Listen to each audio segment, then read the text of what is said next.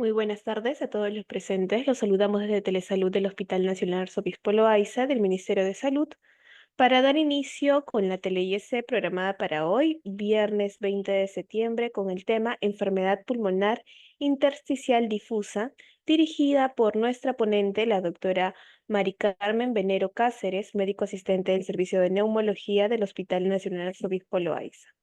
Asimismo, recordarle a todos los participantes que pueden realizar sus preguntas a través del chat de la plataforma de Zoom para ser respondidas al final de la ponencia. Bienvenida, estimada doctora Venero. Es un honor tenerla el día de hoy con nosotros. Le doy el pase para el desarrollo del tema. Adelante, por favor. Gracias por la invitación y espero que hoy día tengamos algunos refuerzos sobre este tema que es enfermedad pulmonar intersticial difusa, digamos que comúnmente conocida como fibrosis pulmonar. A propósito de que en septiembre es un mes en el cual se recuerda esta patología, pues justo el Servicio de Neumología se presenta con este tema.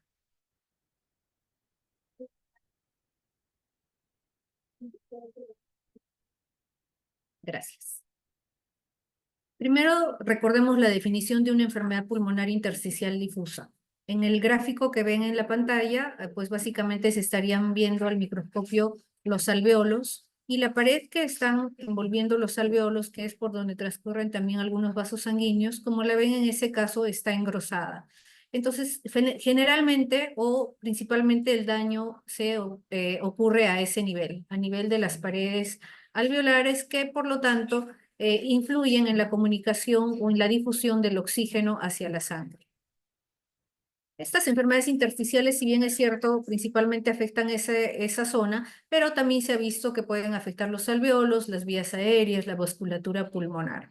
Y como van a ver, hay un espectro muy amplio dentro de esta categoría y los pronósticos, formas clínicas de presentación son diferentes y es justo lo que vamos a desarrollar ahora. Si quiero saber cómo es que se desarrollan estas enfermedades, este gráfico nos puede orientar un poco a eso. Generalmente es un grupo de factores que van a influir en el desarrollo de estas enfermedades. Uno de ellos son, por ejemplo, factores de riesgo del ambiente. Por ejemplo, el hecho de fumar, exposición ocupacional, por ejemplo, si trabajo en una mina, polución del aire, microaspiración o reflujo gastroesofágico, algunas infecciones virales como citomegalovirus, por ejemplo, podrían llevar a la ocurrencia de una enfermedad intersticial. ¿Qué otro factor es importante? Generalmente estas enfermedades aparecen con la edad. No es común encontrarlo en adultos jóvenes, generalmente lo encontramos en adultos mayores. Muchos casos hay una predisposición genética, vemos casos de fibrosis familiar, cuando por lo menos hay dos miembros en la familia afectados por la misma enfermedad. Otro gran factor importante y común pueden ser las enfermedades autoinmunes, como por ejemplo artritis reumatoide o esclerosis sistémica. Y algunas veces puede encontrarse un antígeno que desarrolla o que produce una reacción inflamatoria, produciendo una enfermedad intersticial conocida como neumonitis por hipersensibilidad. Entonces pueden haber muchos factores juntos o solo uno de ellos que involucre una inflamación que generalmente se caracteriza por un aumento en los linfocitos y su diferenciación, y pueden haber respuestas variadas a partir de ellos. Por ejemplo, si hay una respuesta inmunológica exagerada como una enfermedad autoinmune, se puede desarrollar una neumonía intersticial no específica. O si, por ejemplo, tenemos un antígeno tipo el antígeno que a veces encontramos en las aves, con el tiempo puede desarrollar una reacción inflamatoria que produce granulomas y eso generalmente lo conocemos como neumonitis por hipersensibilidad. Más adelante voy a desarrollar un poco más sobre este tema para que quede claro. Y si el daño se perpetúa en el tiempo, pues esto deriva en la producción de focos de fibroblastos que luego se llevan o se desarrollan a miofibroblastos. Hay una producción de la matriz extracelular, una remodelación del pulmón y a veces panalización, que son como, es muy parecido al panal de abejas y que eso generalmente lo podríamos ver en una tomografía en un paciente con fibrosis. Entonces, le estaba comentando que cuando hablamos de enfermedad intersticial difusa, pues podríamos hablar de hasta 200 posibilidades, ¿no? ¿Cuáles son las más comunes? Las más comunes, por ejemplo, podrían ser las asociadas a enfermedades autoinmunes. Ahí está, por ejemplo, Sjögren, artritis reumatoide, lupus, polimiositis, enfermedad mixta de tejido conectivo, esclerosis sistémica, ¿no? Luego tenemos la neumonitis por hipersensibilidad, que les decía es un tipo de enfermedad intersticial que ocurre por la exposición a antígenos de aves o de hongos. Y tenemos las idiopáticas, son aquellas enfermedades intersticiales en las cuales no hemos podido detectar la causa directa. Una de las más comunes es la fibrosis pulmonar idiopática, pero hay otras también que están asociadas, por ejemplo, a tabaquismo. Estos gráficos nos pueden ayudar a entender un poco más la gama de estas EPID. Las EPID pueden variar desde EPID que son netamente inflamatorias y algunas que van a derivar en fibrosis. Por ejemplo, la mayoría de enfermedades de tejido conectivo que producen enfermedad intersticial tendrán mayormente un componente inflamatorio, pero algunas de ellas pueden derivar en fibrosis. La fibrosis pulmonar idiopática sí es uno de los mejores ejemplos de enfermedad intersticial netamente fibrótica y casi nada inflamatoria. Es un tipo de fibrosis que generalmente progresa. En cuanto a la neumonitis por hipersensibilidad, es un tipo de enfermedad intersticial que puede tener ambos componentes, tanto inflamatorio y en algunos casos puede derivar a fibrosis. Y es así que dentro de todas las enfermedades intersticiales no podríamos decir que todas son fibróticas, que todas van a progresar, ¿no? Hemos visto hay diferentes formas de comportamiento y por lo tanto siempre debe ser evaluado por un neumólogo que decida si tiene un componente inflamatorio o fibrótico y finalmente, sobre todo, detectar la causa. Como ven, estos diferentes tipos de fibrosis o de EPID son diversas y sus prevalencias e incidencias varían mucho entre los diferentes países. Por ejemplo, en un estudio realizado en Alemania, se puede observar que la mayoría de casos corresponde a fibrosis pulmonar idiopática y muy pocos casos a neumonitis por hipersensibilidad, que es solo en el 18%, y solo un 6% asociada a enfermedad de tejido conectivo. En cambio, en países como la India, este es un registro muy importante con 1000 pacientes con EPID, donde la más frecuente de las EPID era neumonitis por hipersensibilidad, hasta en un 47%, y menos frecuentemente veíamos fibrosis pulmonar idiopática o asociada a enfermedad de tejido conectivo. En Latinoamérica no hay muchos estudios, pero este es uno de los más importantes realizados en Brasil, con 1420 casos de PID, donde el 24% aproximadamente correspondía a neumonitis por hipersensibilidad, una cifra muy parecida a EPID por enfermedad de tejido conectivo o autoinmune, y solo un 8% a fibrosis pulmonar idiopática, que es muy probable que estos porcentajes sean muy similares a nivel Perú, pero lamentablemente no tenemos esa estadística. Entonces, les decía, cuando uno tiene un diagnóstico de enfermedad pulmonar intersticial difusa, hay que averiguar, ¿tendrá más inflamación? ¿Será más fibrótica? ¿Qué causa de todas las 200 posibles será? Y por lo tanto, el pronóstico de cada una de ellas es distinta. Por ejemplo, esta enfermedad intersticial asociada a bronquiolitis respiratoria es muy común vista, por ejemplo, en fumadores. Y es una enfermedad intersticial que incluso solo dejando de fumar podría autolimitarse sin necesidad de medicación en muchos de los casos, ¿no? Mientras que hay otros tipos que sí progresan, como por ejemplo la fibrosis pulmonar idiopática, esa es se caracteriza por ser fibrótica y es una de las que siempre progresa.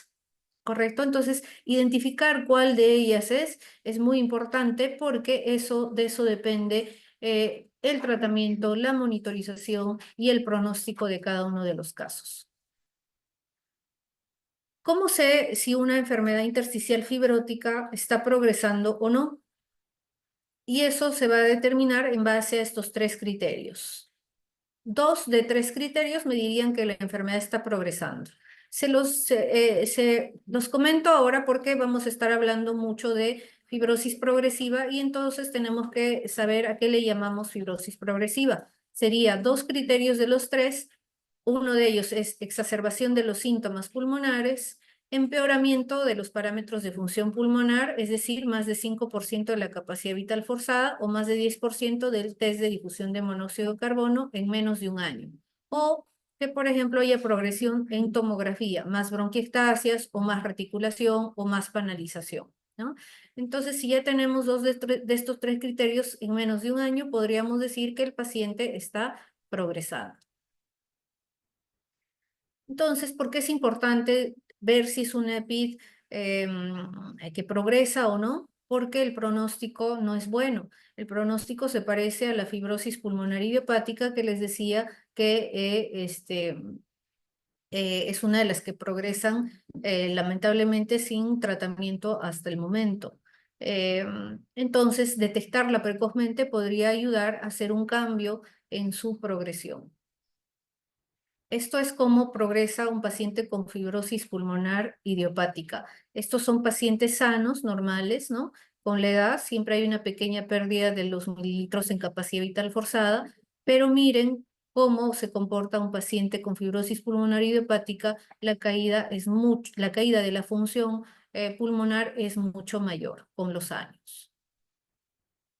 Incluso si ya a uno le detectan fibrosis pulmonar idiopática, el curso que va a seguir la enfermedad de progresión es diferente en cada uno y eso es impredecible. En algunos esa caída va a ser lenta, en otros la caída de función pulmonar es rápida y en otro tiene pequeñas exacerbaciones que van haciendo su caída de forma moderada en relación a las anteriores mencionadas.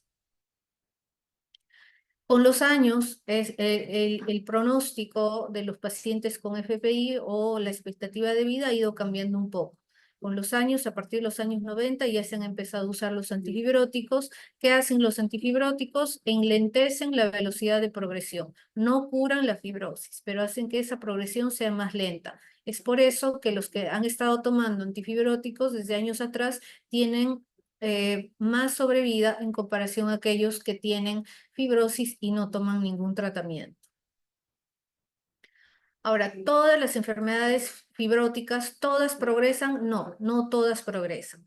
Les he repetido muchas veces el principal ejemplo de que fibrosis pulmonar idiopática es así, lamentablemente progresa. Pero entre las otras, ¿qué pasa si me detectan una fibrosis pulmonar?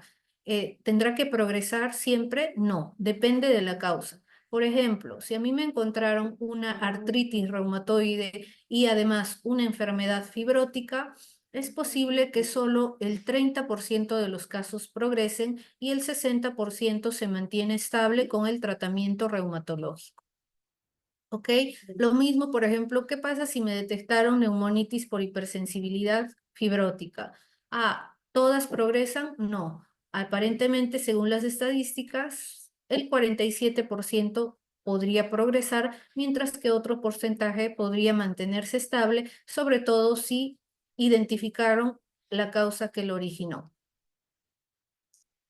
Entonces, este gráfico también es una serie de casos que muestra los datos que les había mencionado. Fibrosis pulmonar idiopática siempre progresa.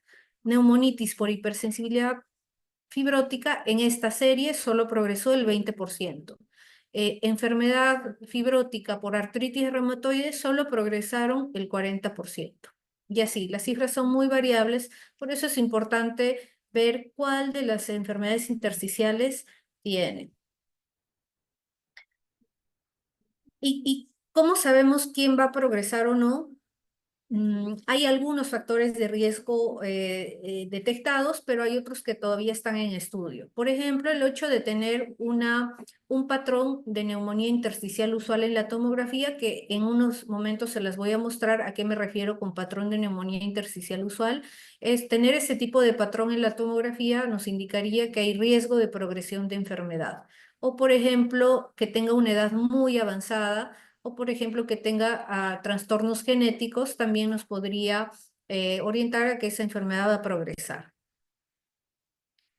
el hecho de tener un patrón NIU es de mal pronóstico. Todos los pacientes que tenían patrón NIU, ya sea en neumonitis por hipersensibilidad, ya sea por enfermedad autoinmune o incluso en algunas intersticiales no clasificadas, todos los que tuvieron patrón de neumonía intersticial usual o NIU tuvieron peor pronóstico que aquellos que no tenían ese patrón, ¿no? Entonces, tener un patrón NIU, incluso si es por cualquier otra causa, el pronóstico se parece un poco a como si tuviera fibrosis pulmonar idiopática. Entonces, para el diagnóstico de las enfermedades intersticiales no puede faltar una tomografía, justo para ver, porque nos daría nos daría la información de qué tipo de patrón tiene, además de confirmar si tiene una enfermedad intersticial o no. Tomografía, espirometría, test de difusión, test de caminata. A veces tenemos que recurrir al lavado broncoalveolar o incluso a veces hasta biopsia de pulmón. Y siempre, o en muchos casos que son difíciles, siempre los discutimos en comité multidisciplinario, en los cuales estaría conformado por un neumólogo, reumatólogo en algunas ocasiones, radiólogo, patólogo en algunas, según el caso, ¿no? Entonces, en el Hospital Loaiza tenemos formado este comité en el cual discutimos casos difíciles. Entonces, el algoritmo de un paciente con EPID inicia de todas maneras con una tomografía. Como hemos visto que las EPID asociadas a tejido conectivo o enfermedad autoinmune son muy comunes, no debería faltar una serología para enfermedades autoinmunes. Eso, por ejemplo, incluiría un ANA, ANCA, factor reumatoideo, anti-CCP. Y eso, aparte de restantes de fase aguda como PCR, BCG y un hemograma. Es lo mínimo que todo paciente con EPID debería contar para una evaluación. Y luego se va procediendo según cómo se va desarrollando los resultados. Como ven, empezaremos hablando de la tomografía.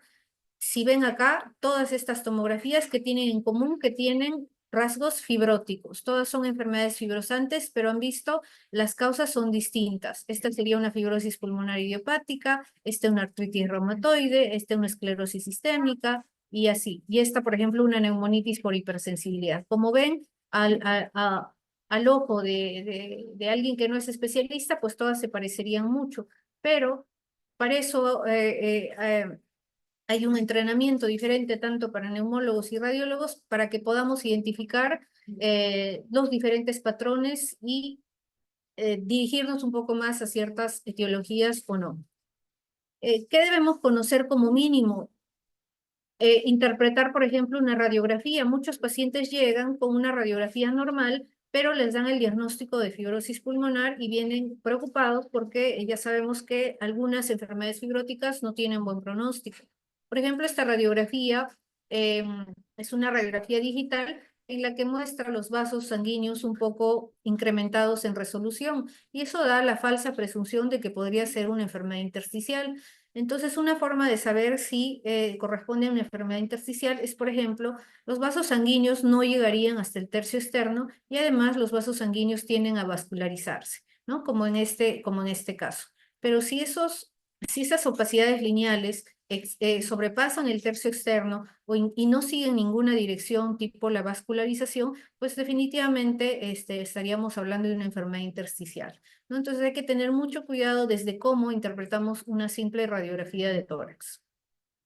Y además reconociendo que, por ejemplo, con la edad hay algunas marcas radiológicas que podrían ser propias de la edad por el envejecimiento sin necesidad de que sean patológicas. Por ejemplo, cuando a los ancianos se les ha tomado tomografías, se han encontrado atelectasias laminares, engrosamientos lineales, en algunos quistes pulmonares aéreos, y eso no significa que tenga alguna enfermedad. Pero si yo veo una radiografía, probablemente me puede confundir. Por eso que el diagnóstico de una EPID siempre va a ser con tomografía de alta resolución.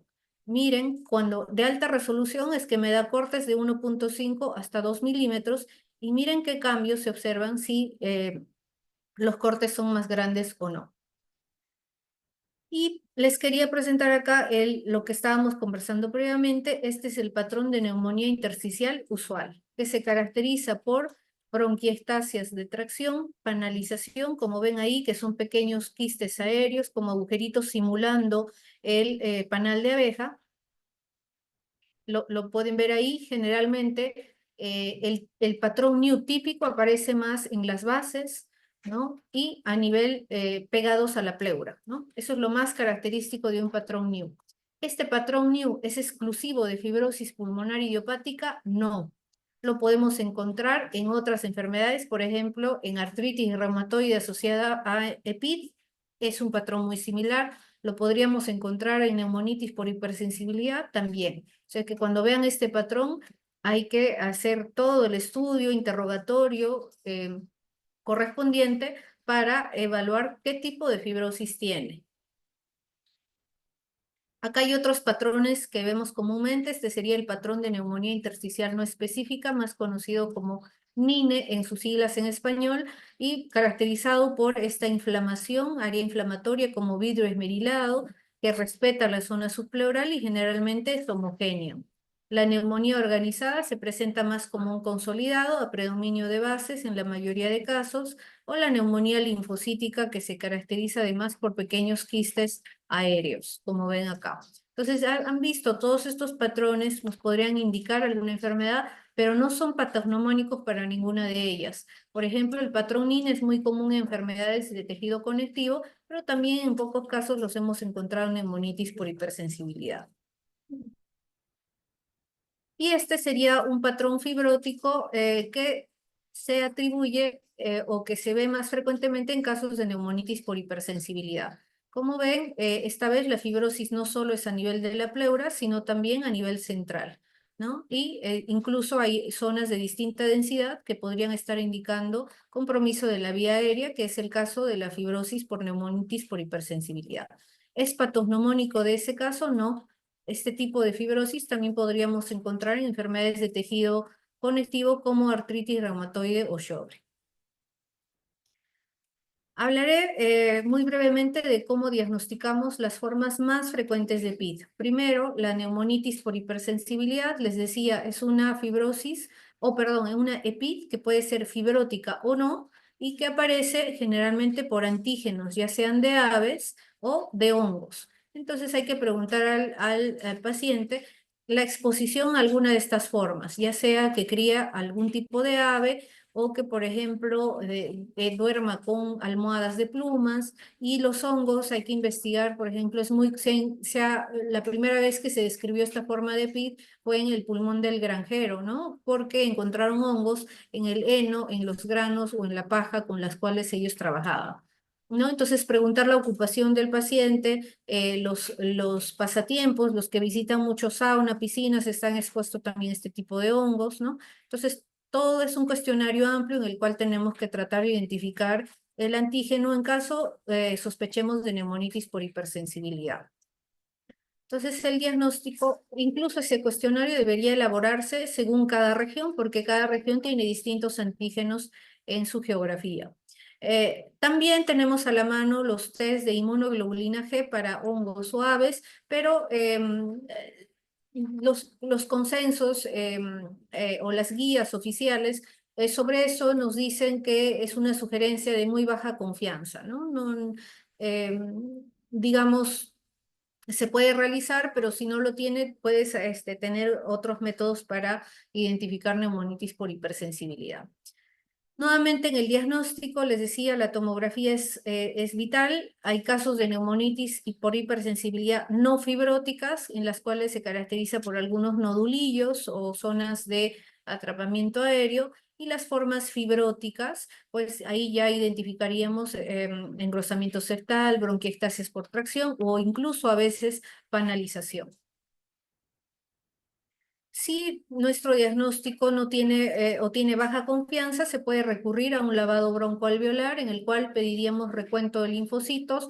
Más de 20 o 30% de linfocitos en lavado aumenta la confianza de diagnóstico para neumonitis por hipersensibilidad, y en los casos en los cuales todavía se tenga duda, el comité multidisciplinario se reúne para decidir si requiere una biopsia pulmonar adicional.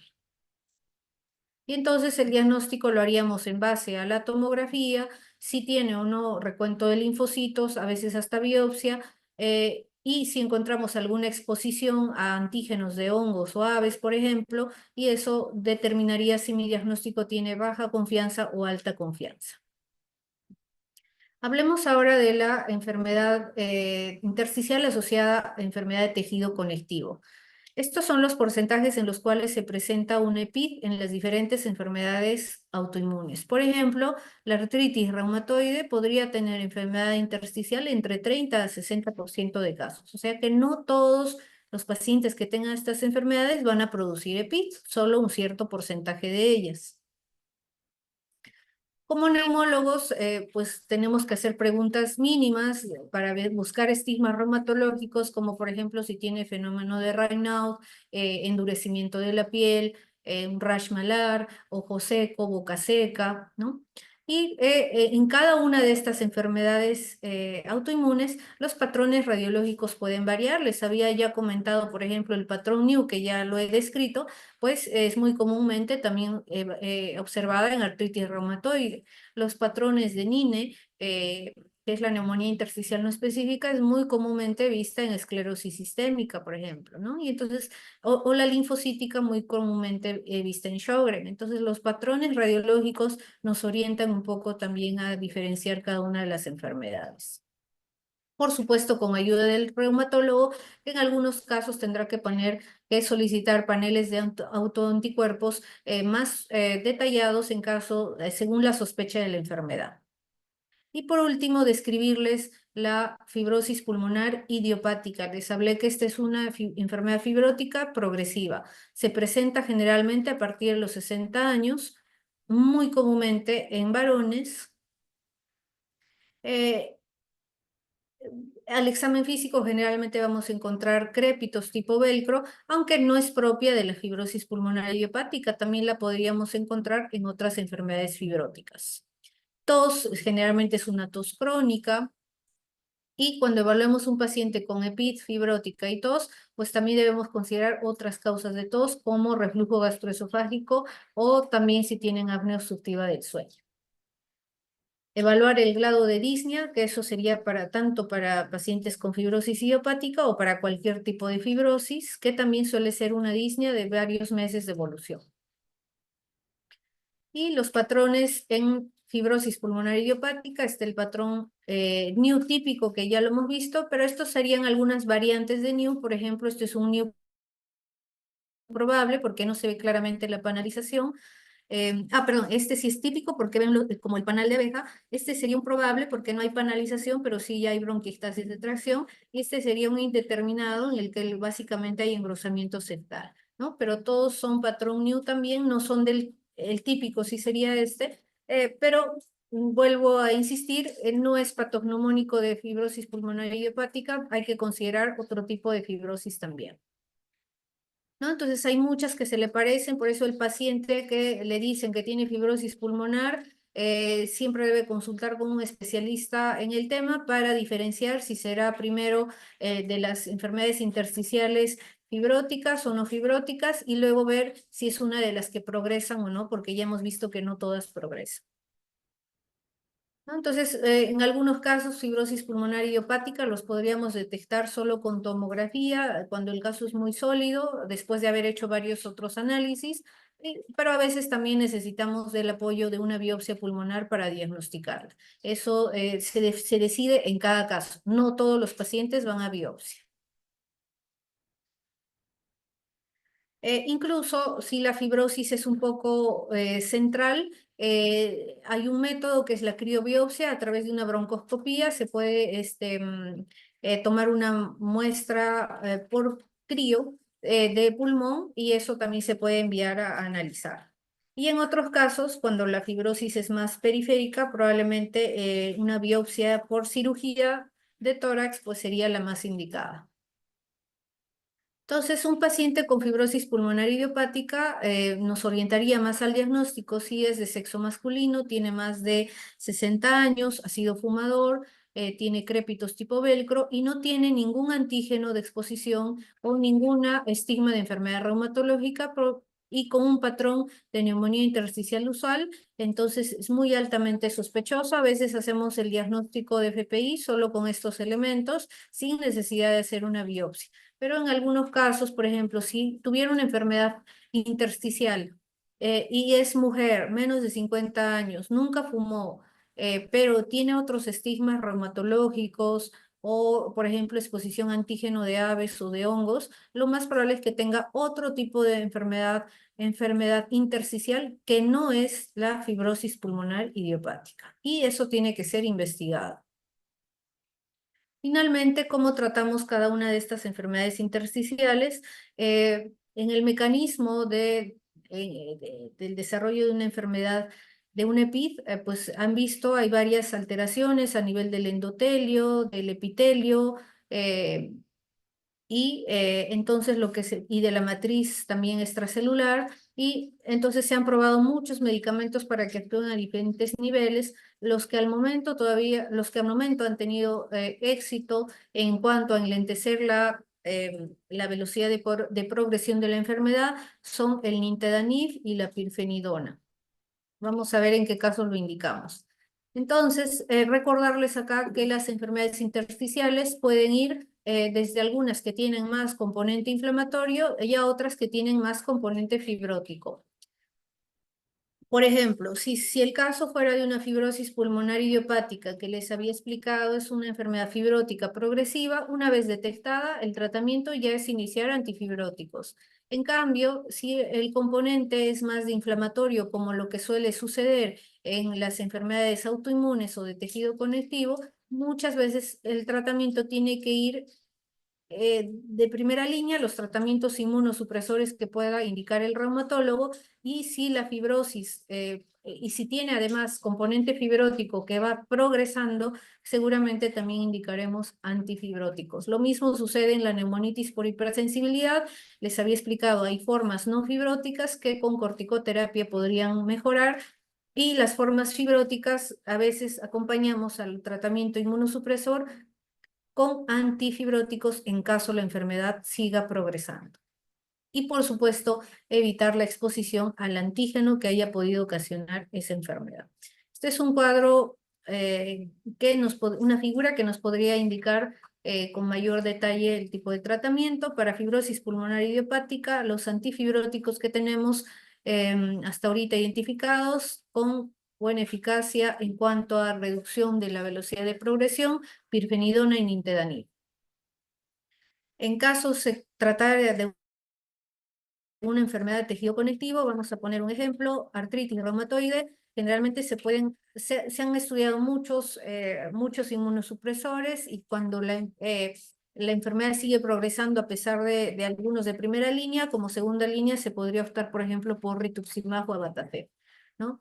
Y el uso de antifibróticos para este tipo de enfermedades estaría solo indicado si es que la fibrosis sigue progresando a pesar del tratamiento inmunosupresor.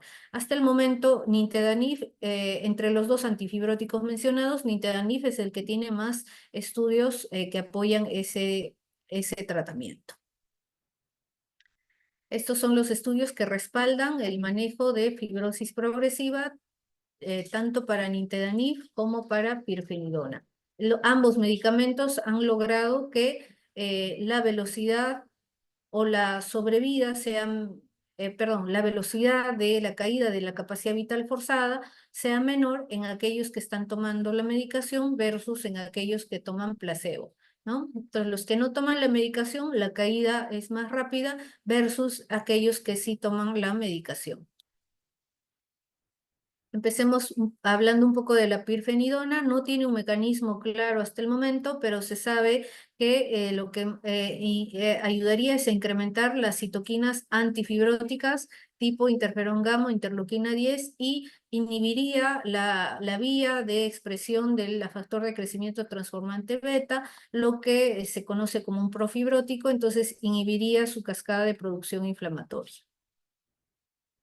Este es el estudio en el cual de eficacia y seguridad para pirfenidona en fibrosis pulmonar idiopática. Como ven acá, la capacidad vital forzada cayó más lento en aquellos que la tomaban y fue más rápida la caída de la capacidad vital en aquellos que no tomaban el medicamento, ¿no? Los cambios son, como los ven, significativos. Los principales eventos adversos con esa medicación son náuseas o rash o fotosensibilidad. En cuanto al nintedanib, se ha estudiado y se ve que tiene una acción a nivel de la inhibición de la tirosinquinasa, por lo tanto inhibiría todas las cascadas del factor de producción derivado de plaquetas, del factor endotelial, y es así que sería o liberaría o inhibiría todos los que son factores profibróticos y más bien eh, eh, ayudaría a que se expresen más los antifibróticos. El estudio de eficacia y seguridad para nintedanib fue publicado en 2014 y lo mismo que pirfenidona, también se observó un cambio en la caída de la capacidad vital forzada a favor de nintedanib. Los que tomaban tenían una caída más lenta versus los que no tomaban ningún tratamiento. Incluso nintedanib confirmó también que el número de exacerbaciones por EPID disminuía en aquellos que tomaban nintedanib, ¿no? Menos exacerbaciones para aquellos que tomaban y más exacerbaciones para aquellos que no tomaban el medicamento. Los principales efectos adversos son diarrea y náuseas.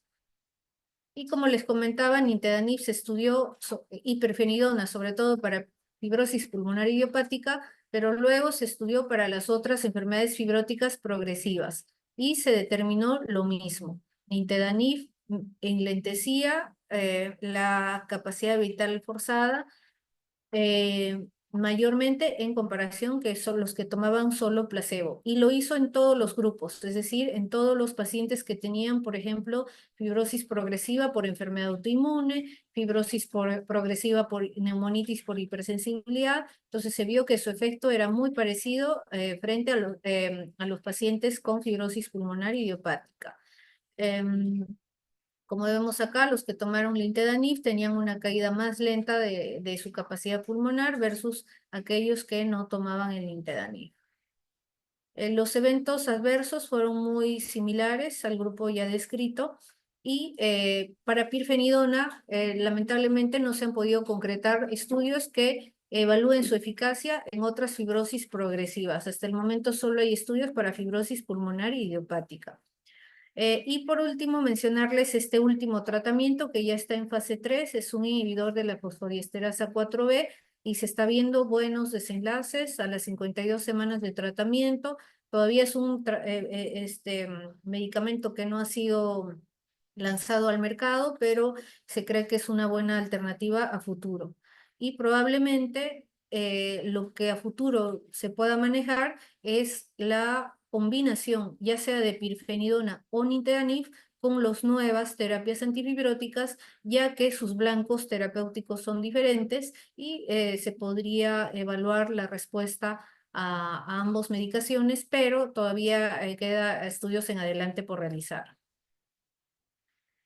Y además de ofrecerle algún tratamiento farmacológico a los pacientes, no debemos olvidar el manejo que se debe hacer en ciertas complicaciones o comorbilidades. Por ejemplo, si hay una exacerbación aguda de la enfermedad intersticial, hasta ahora no hay un tratamiento estandarizado, pero lo que más o menos todas las escuelas manejan es pulsos de corticoide entre 500 a 1000 miligramos por día, por 3 días, y luego un dosis altas que se van disminuyendo paulatinamente de corticoides, ¿no? Si el caso, por ejemplo, fuera de un cáncer concomitante a la fibrosis pulmonar o a una EPID, pues el manejo es muy similar, es decir, si el cáncer está en estadio 1, se podría valorar resección quirúrgica, por ejemplo, o en casos más avanzados, discutir la quimioterapia o radioterapia. Si hubiera hipertensión pulmonar asociada, hasta el momento teprostinil inhalado es un medicamento que se está utilizando para estos casos, y sildenafilo hay posibles beneficios solo en aquellos con disfunción ventricular derecha. Si el paciente tuviera reflujo gastroesofágico, pues hay que manejarlo en caso presente síntomas con ayuda de los gastroenterólogos. Pero si quisiéramos, a ver, recordemos que el reflujo gastroesofágico es un factor asociado también, y en algunos casos como esclerosis sistémica, por ejemplo, incluso incrementa el riesgo de EPID.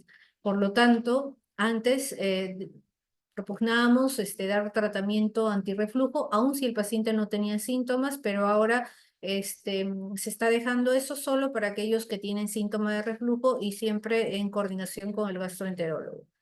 Después usarlo solo como protección, se ha visto que no ha tenido ningún sustento. En los pacientes con fibrosis pulmonar, se ha visto que muy comúnmente están asociados a trastornos respiratorios como enfermedad del sueño o trastornos del sueño. Entonces, en caso tuvieran sintomatología, pues derivarlos también para la unidad de sueño.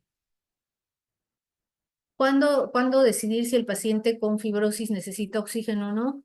Se puede realizar algunos test, como el test de la caminata, que nos podría orientar un poco eso, o también se puede tomar en cuenta los valores de presión arterial y oxígeno. Si están menos de 55, el paciente podría ser candidato a oxígeno en domicilio, o si, por ejemplo, tuviera ya algunas complicaciones de hipoxemia crónica como polizotemia o hipertensión pulmonar, también se le podría ofertar oxígeno en domicilio. El trasplante pulmonar hasta ahora es el único tratamiento. En Perú se están abriendo camino poco a poco. Hasta el momento tengo entendido que solo lo está realizando con éxito en hospitales de salud. Rehabilitación respiratoria, los pacientes incluso desde el diagnóstico ya deberían ser derivados todos a rehabilitación respiratoria, con la idea de fortalecer la musculatura respiratoria y mejorar la distancia recorrida y los síntomas en algunos casos.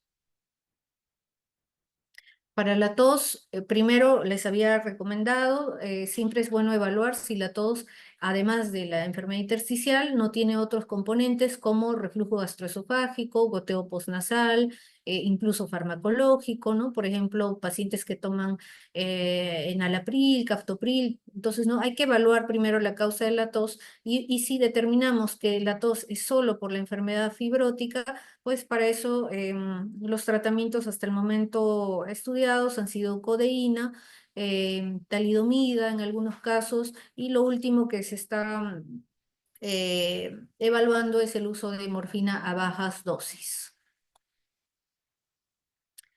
Creo que es todo lo que quería mencionar acerca de esta enfermedad. Como han visto, es muy amplia. Siempre, si alguna vez reciben ese diagnóstico, siempre asegúrense de ir con un especialista, que evalúen bien la causa, porque solo determinando la causa se podría hablar de un tratamiento, algún tipo de manejo, pronóstico, y han visto que no todas las enfermedades fibróticas van a progresar, y entonces estamos acá para orientarlos. Muchas gracias por vuestra atención.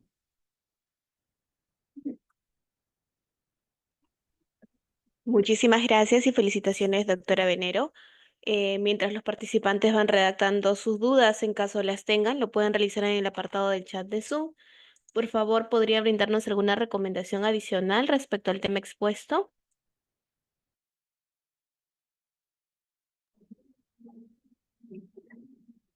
Sí, creo que lo puedo hacer justo en función de muchos casos que han venido a neumología, y recordarle algunos puntos, ¿no? Muchos pacientes vienen solo con una radiografía de tórax, asustados porque les dijeron que tienen fibrosis pulmonar e incluso les dicen que solo tienen una esperanza de vida de 3 a 5 años. Nos ha sucedido mucho.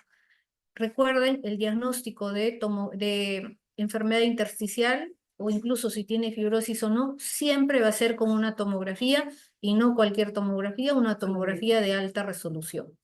Tomografía que incluso puede ser pedida en un centro de salud o en un hospital, ¿no? Y con esa tomografía acudir a un especialista en neumología, ¿no? Para que se evalúe, primero, confirmar si realmente tiene una enfermedad intersticial o no, y luego, como han visto, identificar la causa. Eh, una vez, si el paciente recibe, o los que han recibido ese diagnóstico, encontrar la causa a veces no es muy fácil, ¿no? A veces sí, con algún examen de laboratorio podríamos identificar alguna enfermedad autoinmune, pero si todo nos sale negativo ahí, se pueden seguir procesos desde broncoscopías hasta biopsias pulmonares, y eso puede tomar entre 1, a veces 3 meses, en el mejor de los casos, para llegar a un diagnóstico definitivo. A veces tenemos que hacer reuniones multidisciplinarias, entonces eh, es una enfermedad que puede causar incluso mucha ansiedad, pero que han visto que es un camino que hay que recorrer siempre para tratar de identificar la causa, porque si no la identificamos, pues luego perdemos tiempo en quizás se pudo ofrecer algún manejo inicial que no se ofertó, y ya vienen cuando ya la enfermedad está muy avanzada y a veces ya es muy complicado dar algún tipo de manejo en esos casos.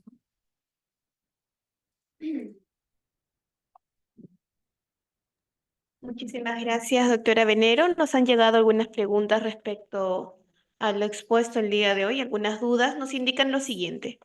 Con respecto a las personas que llegaron a tener TBC, ¿tienen el riesgo a sufrir fibrosis pulmonar? Muy buena pregunta. La tuberculosis no está asociada a enfermedad intersticial y mucho menos fibrosis. ¿Qué es lo que da la tuberculosis? Puede dejar en algunos casos secuelas como fibras, cicatrices que están localizadas en la zona donde les dio la tuberculosis, y son cicatrices que nunca van a progresar y tampoco van a derivar en fibrosis más adelante. Lo que pasa es que en algunos casos esas cicatrices pueden ser tan extensas que simulan fibras y quistes aéreos parecidos a los que vemos en la fibrosis pulmonar, y a veces le damos el nombre de fibrotórax, pero no tiene nada que ver con las enfermedades fibróticas que hemos comentado. Entonces, la tuberculosis a veces puede confundir en imágenes en algunos casos. Para eso el especialista tendrá que definir si son cicatrices o no, nada más, pero nunca el hecho de tener una cicatriz por tuberculosis me va a derivar en una enfermedad intersticial fibrótica. Muchísimas gracias, doctora Venero. La siguiente pregunta es, en caso de los pacientes fumadores que presentan fibrosis pulmonar, ¿puede desencadenar a posible cáncer? Em, el solo hecho de fumar, aún si no tengo fibrosis, ya tengo incrementado el riesgo de cáncer. O sea que con o sin fibrosis, tabaquismo sí está relacionado a cáncer de pulmón.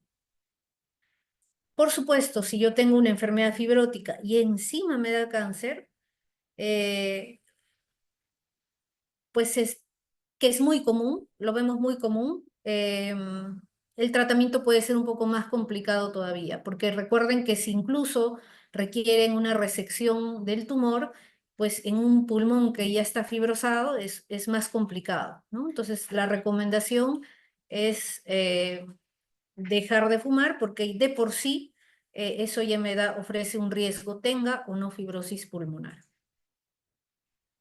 Muchísimas gracias, doctora. La siguiente pregunta es, ¿pacientes con enfermedades inflamatorias o alérgicas, con rinitis alérgica, asma, pueden evolucionar a fibrosis pulmonar? Buena pregunta también. De ninguna manera. No hay forma de que este tipo de enfermedades o asma o rinitis alérgica deriven con los años en una fibrosis, para nada. Lo que muchos confunden es la sensación que puede producir, ¿no?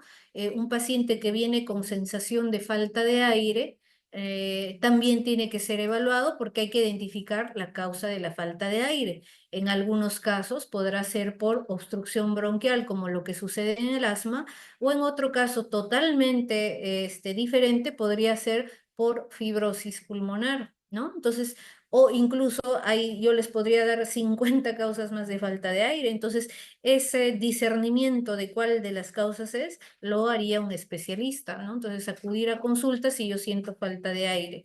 Y